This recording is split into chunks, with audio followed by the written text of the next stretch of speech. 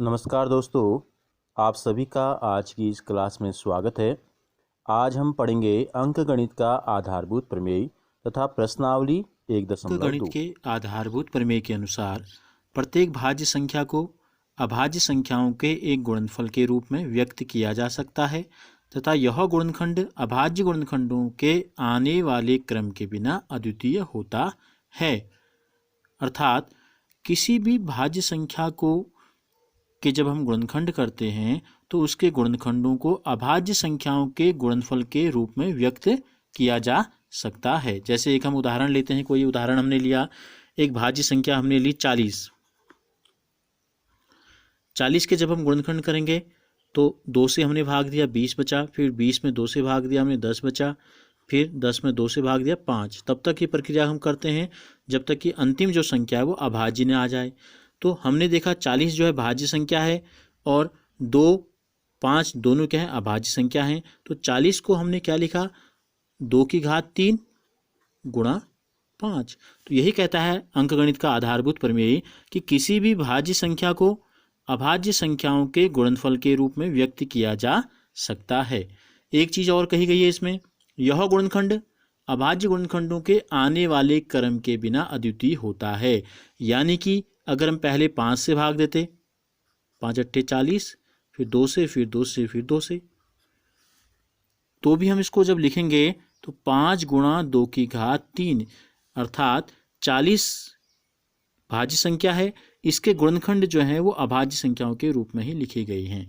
अगर हम इसके क्रम को ध्यान न दें तो यह अपने आप में अद्वितीय है। इसका कहने का मतलब यह है कि 40 के गुणनखंडों में 5 और 2 के अलावा कोई भी अन्य गुणनखंड नहीं आएगा।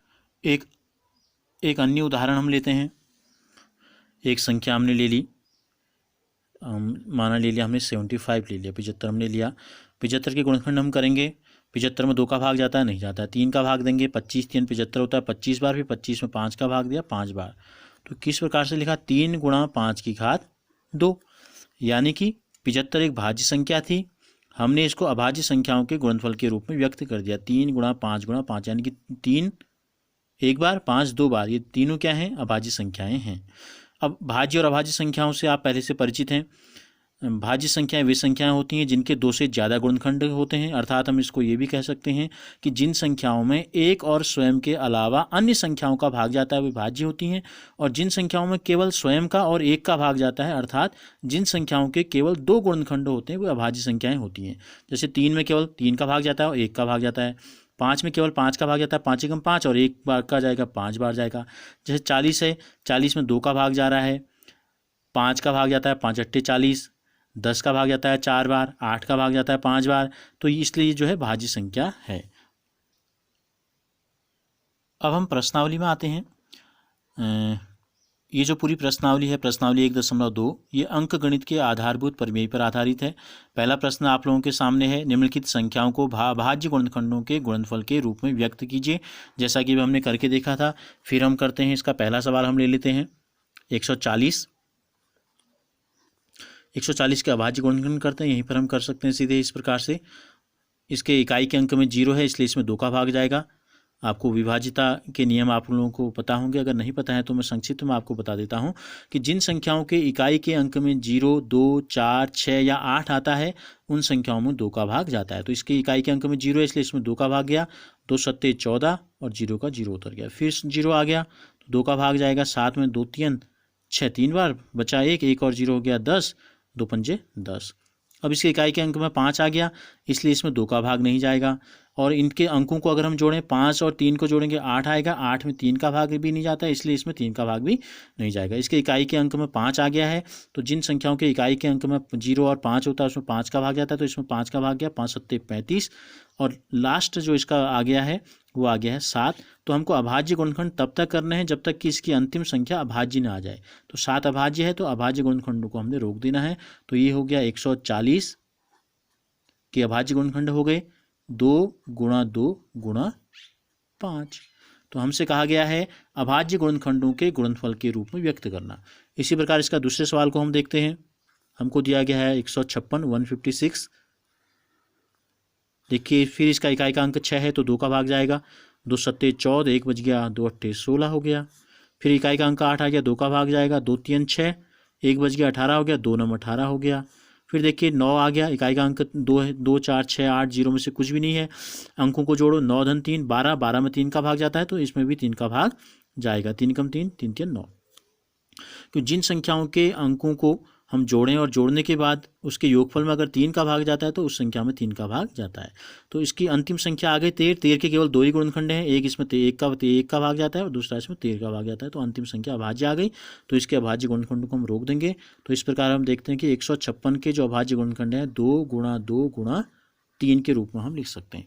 इसके अन्य तीसरा, चौथा, पांचवा प्रश्न जो पूछा गया इसको आप होमवर्क में स्वयं करेंगे। दूसरा प्रश्न है, पूर्णांकों के निम्नलिखित युग्मों के एचसीएफ और एलसीएम ज्ञात कीजिए तथा इसकी जांच कीजिए कि दो संख्याओं का गुणनफल बराबर है एचसीएफ गुणा एलसीएम के। तो इसका पहला सवाल है 26 और 91। तो हम पहले सवाल को इसके लेते हैं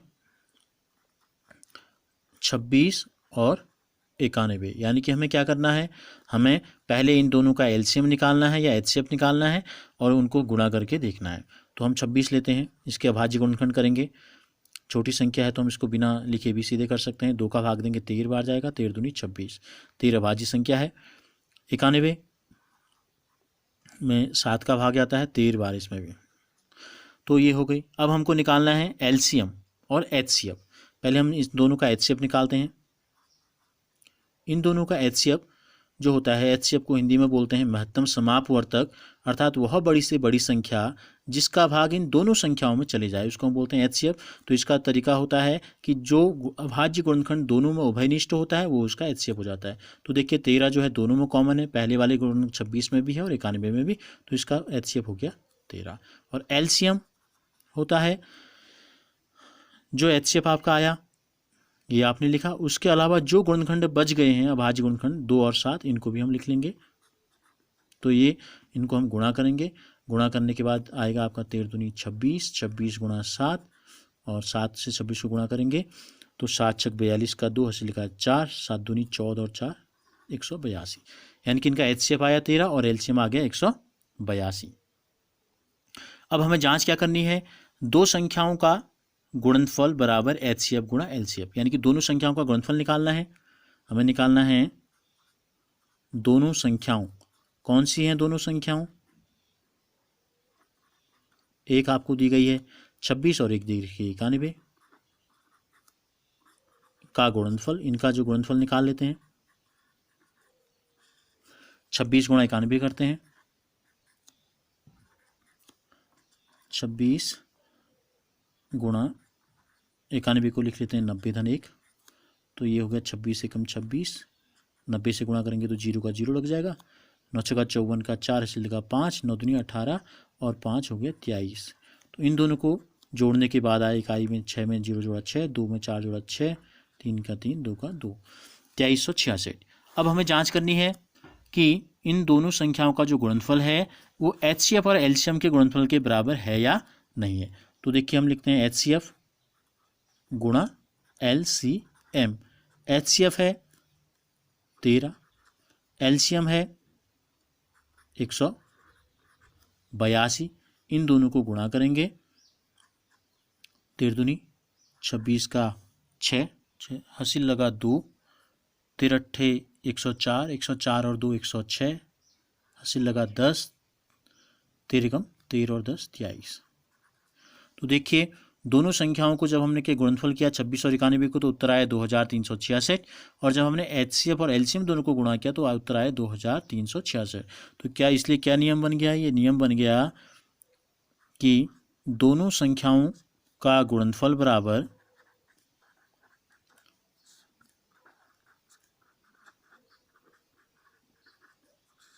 एचसीएफ गुणा एलसीएम। ये नियम आपकी किन्हीं भी दो संख्याओं के लिए हमेशा लागू होगा, तो इसलिए हम इसको भी कह सकते हैं कि यह आपका बन गया एक सूत्र। तीसरा प्रश्न है, अभाज्य गुणनखंड विधि द्वारा निम्नलिखित पूर्णांकों के एचसीएफ और एलसीएम ज्ञात करने हैं। अभी हमने ज्ञात किए थे दो संख्याओं के थे, अभी तीन संख्याएं हमको दी गई हैं, कोई अंतर नहीं है इनमें, तो 12, 15 और 21। 2 से भाग देते हैं, 6 बार जाएगा, फिर 2 से भाग देंगे 3 बार जाएगा, 3 का भाग जाएगा सीधे 5 बार, 2 का भाग जाएगा नहीं जाता है, 3 का भाग जाएगा 3 सत्ते 21। तो अभी हमने आपको बताया था कि HCF क्या होता है, जो तीनों में कॉमन हो। 3 तीनों में आया है तो इसका HCF हो गया 3, यानी कि तो वह बड़ी से बड़ी संख्या 3 है जिसका भाग इन तीनों में जाता है। अब हमको निकालना है एलसीएम। एलसीएम जो तीनों में कॉमन है उसको केवल एक बार लेंगे, और जो कॉमन नहीं था उनको सबको अलग अलग लेंगे। यहाँ ऊपर वाली लाइन में देखो 2 गुणा 2 है, बीच वाली में 15 के गुणनखंड में 3 बचा, और 21 के गुणनखंड में बचा 3। तो इस प्रकार इनको गुणा कर देंगे। 3 तिया 9, 9 दूनी 18, 18 दूनी 36, 36 गुणा 3 हो गया, 3 गुणा 36, यानी कि 3 छः 18, ऐसे लगा 1, 3 तिया 9, 10, 108। तो हमसे पूछा था केवल अभाज्य गुणनखंड विधि द्वारा इनके HCF और LCM। तो इस प्रकार आप बाकी दोनों के भी HCF और LCM ज्ञात कर लेंगे। चौथे सवाल में आपको 2 संख्याएं दी गई हैं 306 और 657। इनका HCF दिया गया है 9, तो इनका LCM ज्ञात करना है। तो जो सूत्र अभी हमने निकाला था 2 संख्याओं का गुणनफल बराबर HCF गुणा LCM, उस सूत्र का हम इस्तेमाल इसमें करेंगे। हमको HCF दिया है और LCM हमको बताना है, तो हम इस सूत्र को लिखते हैं HCF गुणा LCM बराबर, दोनों संख्याएं कौन सी हैं, 306 गुणा 657। HCF का मान रख दो 9 गुणा LCM बराबर 306 गुणा 657। तो LCM हो जाएगा 306 गुणा 657, ये 9 गुणा में है, बराबर की दूसरी तरफ जाएगा तो भाग में चले जाएगा। अब 9 का भाग दोनों में से जिसमें जाता है, 9 3 27 इसमें जा रहा है, 9 का भाग 30 में 3 बार जाएगा, 9 3 27, 3 बचेगा, 3 के बगल में 6 लिखेंगे 36 हो जाएगा, 9 चौको 36, 34 गुणा 657। अब हम इन दोनों को गुणा कर लेंगे, ये उत्तर आएगा 22,338। इसको आप करके देख भी सकते हैं। इस प्रकार 306 और 657 का LCM आ गया 22,338। पांचवा प्रश्न है, जांच कीजिए कि क्या किसी प्राकृत संख्या n के लिए संख्या 6 की घात n अंक 0 पर समाप्त हो सकती है। तो देखिए अभी हमने आपको बताया था अंकगणित का जो आधारभूत प्रमेय था कि किसी भी संख्या को हम क्या कर सकते हैं, भाज्य संख्या को अभाज्य संख्याओं के गुणनखंड के रूप में लिख सकते हैं। यहाँ हम लेते हैं 6 की घात n हमको दिया गया है। जब हम यानी कि 6 कितनी बार है, n बार हमने 6 को गुणा किया, यानी कि हर बार n का मान कुछ भी हो, हर बार हम 6 गुणा 6 गुणा 6 गुणा 6 करेंगे। तो 6 के गुणनखंड जो आएंगे अभाज्य गुणनखंड वो है 2 गुणा 3, तो यानी कि 2 गुणा 3 की घात n।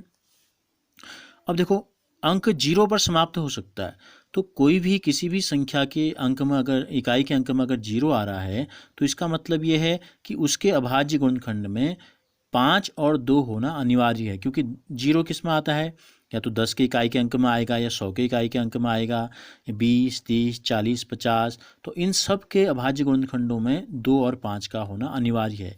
यहाँ क्या है, 2 है लेकिन 5 नहीं है। तो हम जो है इसको लिखेंगे, चूँकि 6 की घात n के अभाज्य गुणनखंडों में 5 नहीं है, इसलिए यह 0 पर समाप्त नहीं हो सकती, 0 पर समाप्त नहीं हो सकती है। इस बात का ध्यान रखेंगे कि 0 पर समाप्त होने के लिए अभाज्य गुणनखंड में 2 और 5 का होना अनिवार्य होगा। छठा प्रश्न है, व्याख्या कीजिए कि 7 गुणा 11 गुणा 7 गुणा 11 गुणा 13 धन 13 और 7 गुणा 6 गुणा 5 गुणा 4 गुणा 3 गुणा 2 गुणा 1 धन 5 भाज्य संख्याएं क्यों हैं। तो देखिए पहली संख्या को हम लेते हैं 7 गुणा 11 गुणा 13 धन 13। ये भाज्य संख्या क्यों है हमें बताना है। तो एक तरीका तो यह है कि हम इन तीनों को गुणा करें और उसमें 13 जोड़ें, जितना आएगा उसके गुणनखंड करें। अगर हम उसके गुणनखंडों को अभाज्य संख्याओं के गुणनखंड के रूप में लिख पाते हैं तो वह संख्या भाज्य संख्या होंगी अंकगणित के आधारभूत प्रमेय के अनुसार। दूसरा तरीका यह है कि धन से पहले और धन के बाद क्या है जो दोनों में कॉमन है, 13 दोनों में है, तो हम क्या लेते हैं, 13 को कॉमन ले लेते हैं। पहले धन से पहले बचेगा 7 गुणा 11 यानी कि 11 7 77, और 13 13, तो ये हमारा हो गया 13 गुणा 78। हम इसको गुणा न भी करें तो भी चलेगा।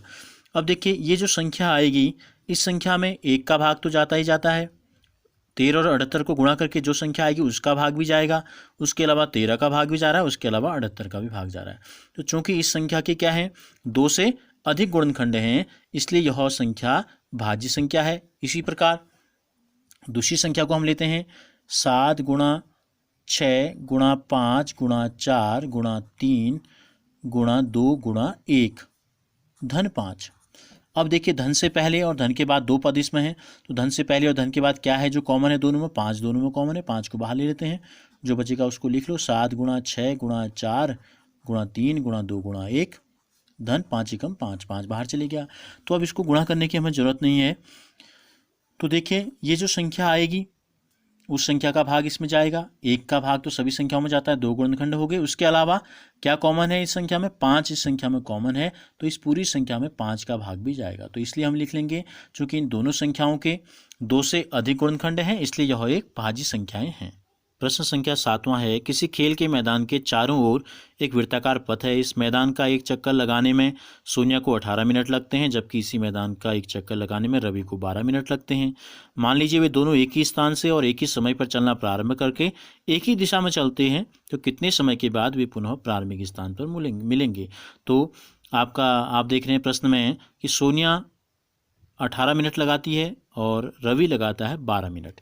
तो क्या है, जैसे ये वृत्त है, एक वृत्ताकार मार्ग है, दोनों सोनिया भी और रवि भी दोनों ने यहाँ से एक साथ चलना शुरू किया और दोनों की दिशा हमने मान ली वो दोनों इस दिशा में गति कर रहे हैं।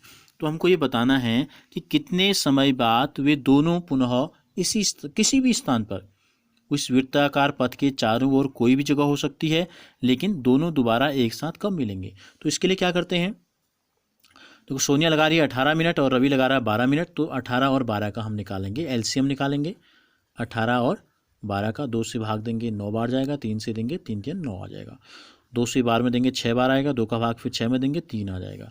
तो देखिए इन दोनों का एलसीएम क्या है, इन दोनों का एलसीएम है जो दोनों में कॉमन होता है। देखो 3 दोनों में आया है या 2 भी दोनों में आया है, तो 2 गुणा 3 एक ही बार लेते हैं, और जो संख्या बच गई ये दोनों को में से 2 एक बार लिया, इन दोनों में से 3 को एक बार लिया, बचा 3 और 2, इनको गुणा कर दो, तो ये हो गया 2 3 6 6 3 18, 18 दूनी 36 मिनट के बाद, यानी कि 36 मिनट के बाद ये दोनों पुनः एक ही स्थान पर होंगे। तो इस प्रकार ये आपकी आज प्रश्नावली 1.2 को हमने पूरा किया है। कुछ प्रश्नों को हमने छोड़ा है, जो प्रश्न मैंने बताए हैं उसी से मिलते जुलते प्रश्न हैं, तो आप उनको होमवर्क में करेंगे। और होमवर्क में जो काम आप कर रहे हैं उनको मैं वीडियो के डिस्क्रिप्शन में कुछ लिंक आपको दूंगा फेसबुक और व्हाट्सएप ग्रुप के, तो उस ग्रुप में आप मुझे होमवर्क भेज सकते हैं। और कोई भी समस्या, कोई प्रश्न आपको नहीं आ रहा है या कोई किसी भी प्रकार के प्रश्नों को आप उन ग्रुपों के माध्यम से मुझसे पूछ सकते हैं।